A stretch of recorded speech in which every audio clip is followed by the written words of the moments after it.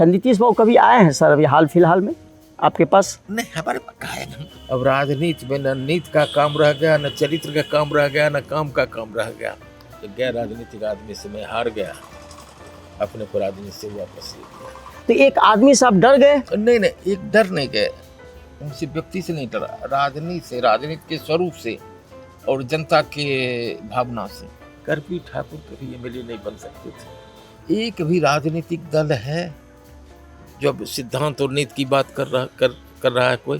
ये सारे लोग उसके जिम्मेवार हैं, ऐसा आप बच के नहीं निकल सकते। आप भी है जिम्मेवार, मैं भी जिम्मेवार। अभी तब के नीतीश बाबू में अब के नीतीश बाबू में क्या फर्क देखते हैं? देखिए, व्यक्ति की मैं चर्चा नहीं करता हूँ। नमस्कार, जन मीडिया न्यूज़ की टीम बेगूसराय लोकसभा क्षेत्र के मझौल में है और मझौल में हम बैठे हैं समाजवादी आंदोलन के शलाका पुरुष रामजीवन सिंह जी के साथ। मैं कमलेश और मेरे साथ प्रणव कुमार चौधरी, हम दोनों बात करेंगे रामजीवन सिंह जी से बिहार की राजनीति को लेकर। आखिर इतने लंबे समय तक सक्रिय राजनीति में रहने के बाद उन्होंने राजनीति से संन्यास क्यों लिया, उसको गुड बाय क्यों कहा। हम लोग इनसे कुछ सवालात करेंगे कि बिहार की राजनीति को इन्होंने किस तरह से बदलते हुए और विकृत होते हुए देखा है। सबसे पहले तो ये बताइए कि आपने सक्रिय राजनीति से बाहर होने का फैसला कब लिया? बाहर होने का तो मैंने, जैसे 2004 तक मैं एमपी था, 2004 में चुनाव हुआ, उसमें एक ढंग से ऐसे व्यक्ति से हार गया जिसका कि राजनीति से कोई ताल्लुकात नहीं, बल्कि दूसरे क्षेत्र से बड़े बदनाम आदमी। राजनीति में लोग हार जीत होती रहती है, उसे नहीं। सबसे ज़्यादा मुझको पीड़ा हुई थी जिसके चलते कि जिस गांव में मैं था, ये गांव अकेला था जहां थाना न ब्लॉक है, इसको मैं अनुमंडल बना दिया अपने राजनीतिक प्रभाव के। यहाँ पर भी 19 बूथ में 4 बूथ पर लीड किया, 15 बूथ पर मैं हार गया उसी आदमी से। तो मुझको लगा कि चलो अब राजनीति में न नीति का काम रह गया, न चरित्र का काम रह गया, न काम का काम रह गया। तब इसे अपने धीरे धीरे बिना यके हुए राजनीति से अपने को अलग कर लिया, चुपचाप। कि राजनीति का जब स्वरूप बदल गया कि राजनीति में अब न नीति देखते हैं लोग, न सिद्धांत देखते हैं, न चरित्र देखते हैं, न व्यवहार देखते हैं, न काम देखते हैं, तो फिर अब अपने को अलग कर लेना चाहिए। और मुझ में वो हैसियत नहीं है कि राजनीति के स्वरूप को मैं बदल सकूं, इसलिए मैंने अपने को वापस ले लिया। तो क्या अभी जो राजनीति है और जो चुनाव हो रहे हैं उसमें एक सामान्य आदमी के लिए, एक जनहित की बात करने वाले आदमी के लिए चुनाव में भागीदारी कितनी कठिन है? पहले प्रत्येक पार्टी 52 का चुनाव देखा, 57 का देखा, 62 से मैं कैंडिडेट रहा, सभी पार्टी की तरफ से घोषणा पत्र निकलता था। और घोषणा पत्र में हमने क्या काम किया, जैसे कांग्रेस पार्टी कहती थी कांग्रेस पार्टी की बड़ी कमाई देश में आज़ादी लाई, कम्युनिस्ट पार्टी कहती थी यह आज़ादी झूठी है, देश की जनता भूखी है। हम लोग कहते थे ये समाजवाद की बात करते थे, मांग रहा हिंदुस्तान रोटी कपड़ा और मकान, है ना। एनीवे, धीरे धीरे राजनीति का स्वरूप बदलता गया, नीति से हट करके राजनीति चली गई समझिए कि जाति पर, और अब राजनीति चली गई है व्यक्ति पर। इसलिए ये सब देख करके अपने को राजनीति का जब स्वरूप बदल गया तो अपने को चुपचाप वापस कर लिया कि मुझ में वो सामर्थ्य नहीं है कि राजनीति के स्वरूप बदल सकूं। तब चलो अपने को ही अलग कर लो, अपने को अलग मैंने कर लिया। आप लोग उस आंदोलन से जुड़े रहे हैं, लोहिया जी के आंदोलन से, जिन्होंने कहा था कि चुनाव जनता के संसाधन से लड़ना चाहिए, जनता के सहयोग से लड़ना चाहिए। आज जो जिस तरह से संसाधन बहाए जा रहे हैं चुनाव में, देखिए आपको सुन के ताज्जुब होगा, 62 का चुनाव मैं साइकिल से लड़ा, अपने भी साइकिल से, सारे कार्यकर्ता साइकिल से चलते थे, हार गए कोई बात नहीं, फिर क्षेत्र में अपना काम करता रहा। 67 का चुनाव भी साइकिल से लड़ा और कार्यकर्ता भी कोई जीत गया मैं। इसके बाद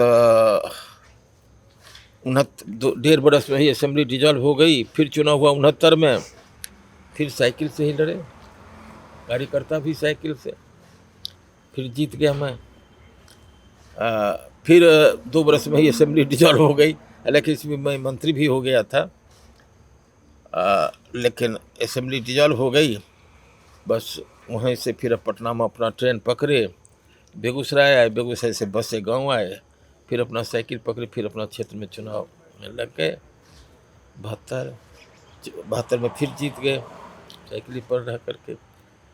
74 में जेपी आंदोलन पर हम लोग 6 आदमी फर्स्ट डे इस्तीफा दे के चले गए। कर्पूर ठाकुर, धनिकलाल मंडल, हुकुमदेव, रामगढ़ वाले सचिदा, जगदा जी के भाई चचरा भाई थे, मैं और एक विश्वनाथ मोदी। हम लोग इस्तीफा देकर अलग हो गए असेंबली से। फिर आंदोलन में रहे, फिर जेल है। इस बार फिर 77 में जेल से ही मेरा नॉमिनेशन हुआ, लोकसभा चले गए। 80 में फिर 2-2.5 बरस में ही सरकार टूट फूट गई। 80 में फिर चुनाव, 80 में मैं हार गया। तो ज़मीन हमारी थोड़ी बंधक लग गई थी, बेटी की शादी थी, कोई उपाय नहीं था, घर 2 भाई थे बट गए थे, तो घर को थोड़ा संभालने मेरे पिताजी भी मर गए थे। घर पर रह कर थोड़ा घर को संभाला, कर्ज उर्ज से मुक्त हुए, ज़मीन बंधक लगी थी उसको छुड़ाए। इसके बाद बीपी सिंह आ गए, मेरे घर पर भी आए थे, उनके से थोड़ा काम किया किसान आंदोलन में। फिर बीपी सिंह प्रधानमंत्री बने, उसमें फिर मैं एमएलए बना। 90 में लालू जी मुख्यमंत्री बने, उन्होंने मुझको मंत्री बना दिया। 90 से 95, फिर 95 में फिर चुनाव हुआ, फिर मैं जीता, फिर मंत्री भी बना। 97 में लालू जी और शरद जी में मतभेद पैदा हो गया था, पार्टी टूट फूट गई, मैं भी मंत्री पद से। 99 में लोकसभा चला गया। 2004 में एक गैर राजनीतिक आदमी से, और तो नहीं विशेषण कहूँगा, एक गैर राजनीतिक आदमी से मैं हार गया, अपने को राजनीति से वापस ले लिया। तो समाजवादी आंदोलन की 2 धाराएं अभी दिखाई पड़ रही है बिहार में।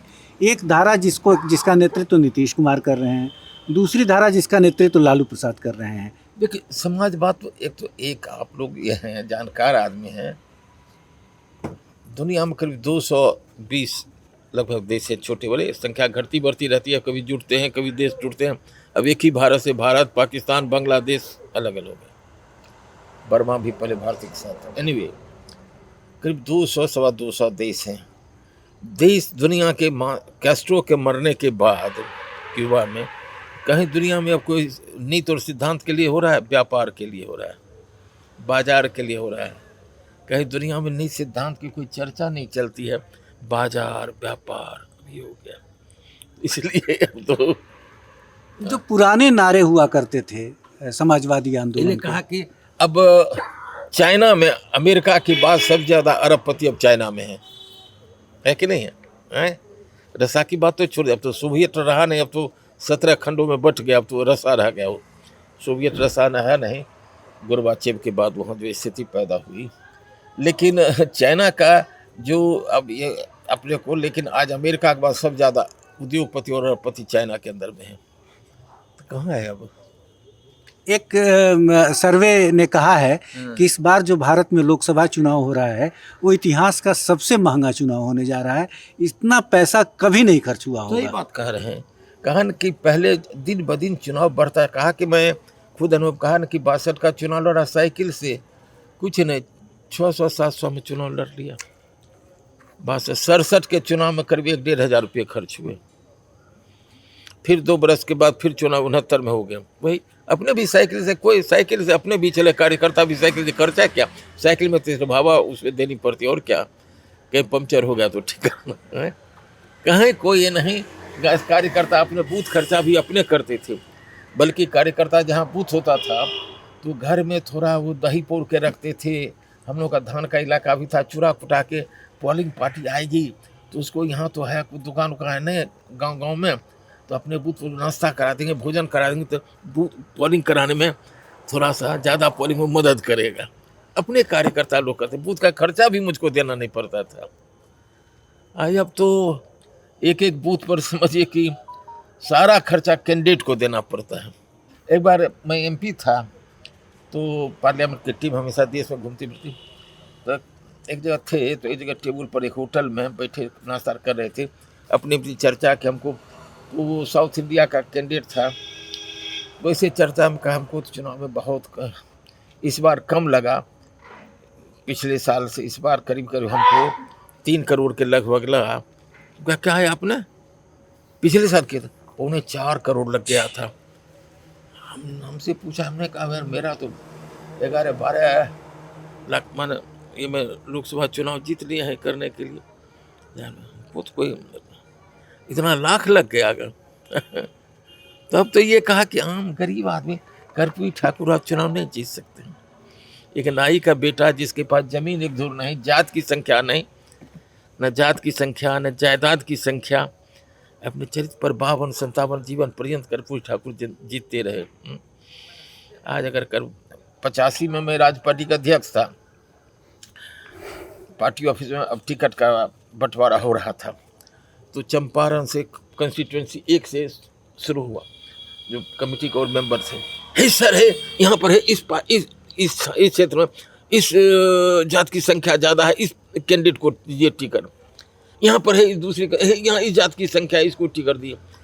2-3 कंस्टिट्यूंसी के बाद कर्पूरी जी रिएक्ट कर गए, लेकिन क्या है आप लोगों ने हर बात में जात जात, काश मैं 52 से चुनाव लड़ रहा हूँ, आज चुनाव लड़ने वाली मेरी हैसियत होती, कोई पार्टी मुझको टिकट नहीं दे चुकी, मेरी जात की संख्या नहीं।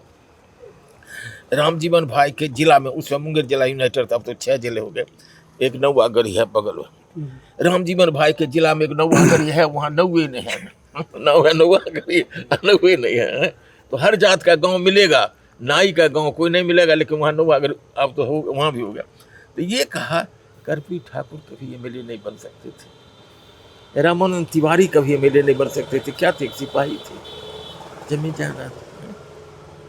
भोला पासवान शास्त्री नहीं हो सकते, रामविलास पासवान को खैर राजनीति तुमने लाया ही था, चौकीदार का बेटा था बेचारा।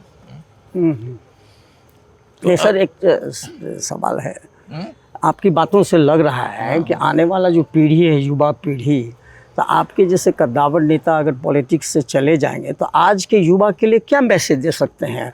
छोड़ दे, नहीं जाए, वापस चला जाए, तो फिर तो ऐसे ही गर्त में जा रहा है समाज और चला जाएगा। देखिए युवा नहीं, आपके पास सॉल्यूशन क्या है? अब ये आप अगर आज के युवा हैं, आपका प्रश्न ये ठीक आप है। कर्पूरी जी की बात कर रहे हैं, आप लोहिया जी, अभी के जनरेशन जो नहीं जानते हैं उस चीज़ों को, जो आपने कहा, समय भी बदल रहा है, टेक्नोलॉजी का ज़माना आ गया, पहले टेक्नोलॉजी नहीं थी, अब टेक्नोलॉजी का ज़माना आ गया।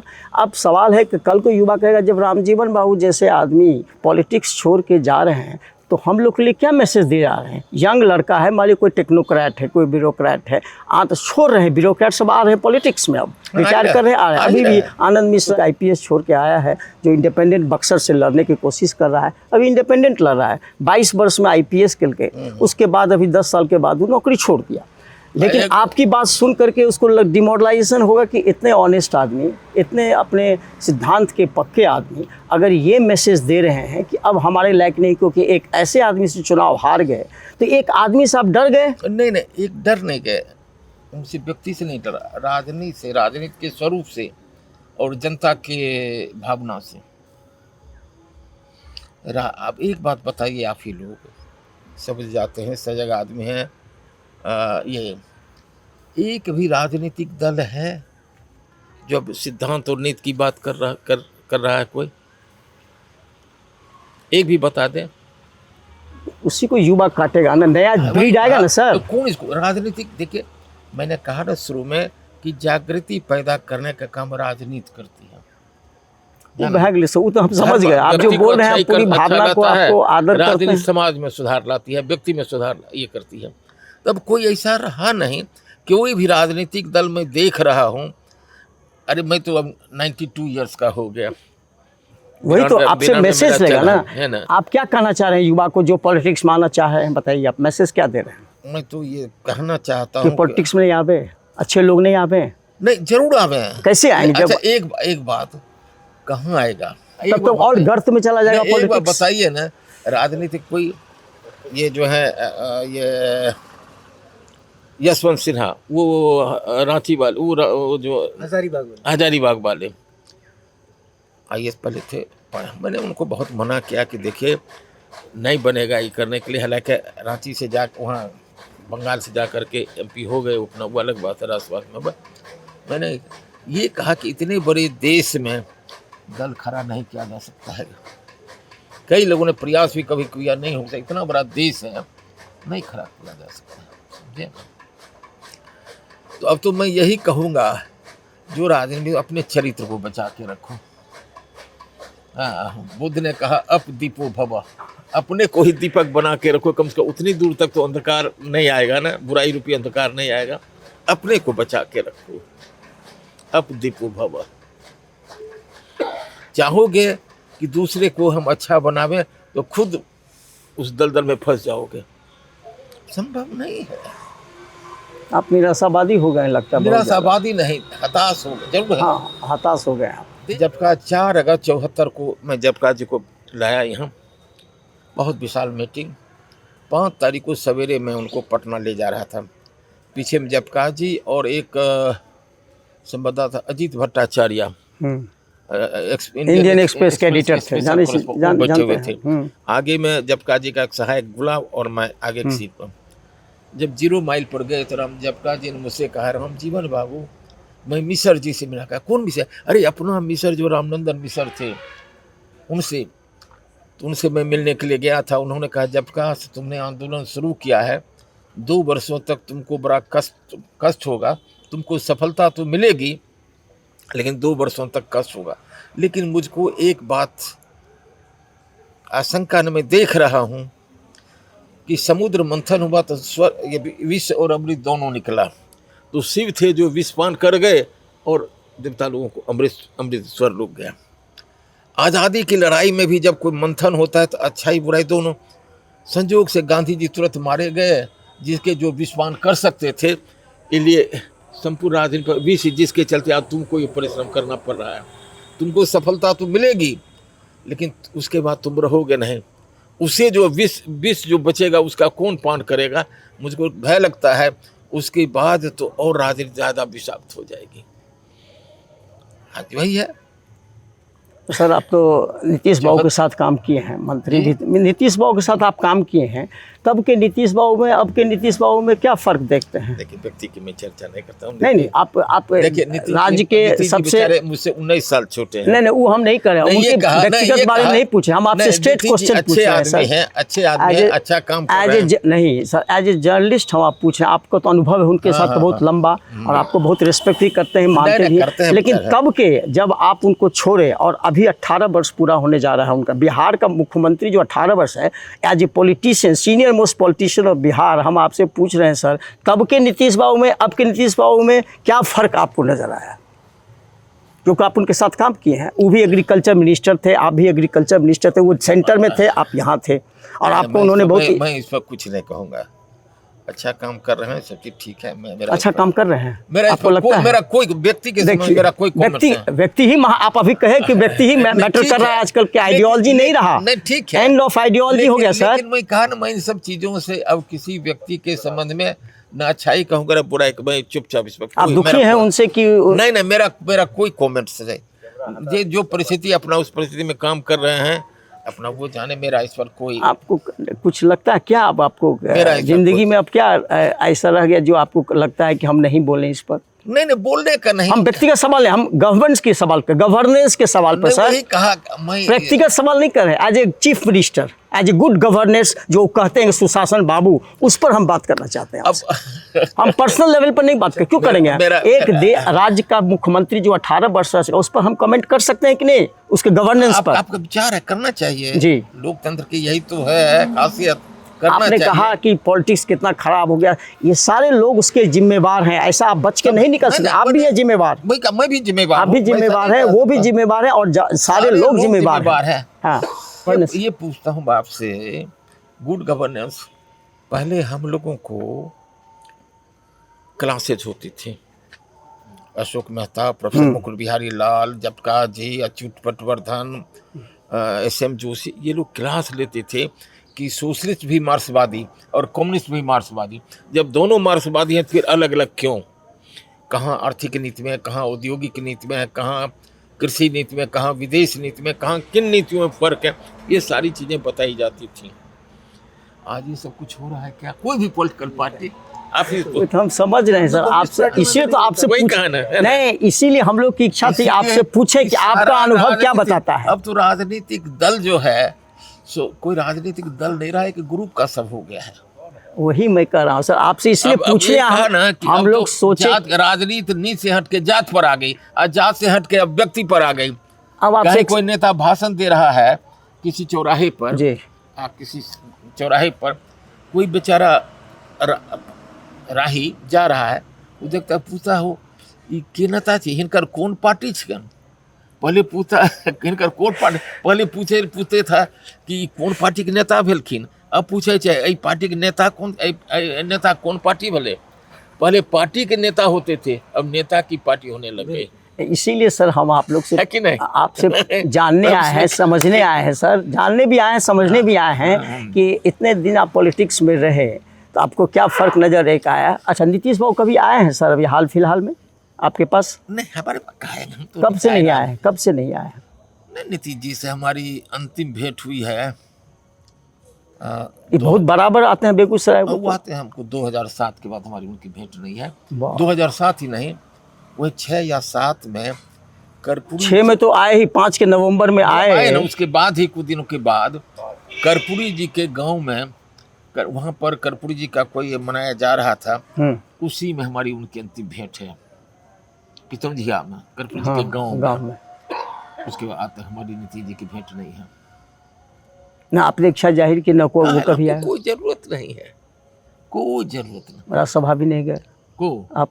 नहीं, कोई जरूरत नहीं, चुपचाप अपने कैंपस से बाहर। MLC भी नहीं बने? काहे बनते? अरे नहीं आप बनते, हम कह रहे हैं कि सर मैं एक किसान का बेटा था, कोई हमारे परिवार में, हमारे जिस खानदान में है, बहुत 7-8 पीढ़ी ऊंचे तक देखता हूँ, 7-8 पीढ़ी तक, न किसी के राजनीति से सरोकार, न कोई दूर दूर, जैसे अपने थे वैसे कुटुंब, विशुद्ध किसान।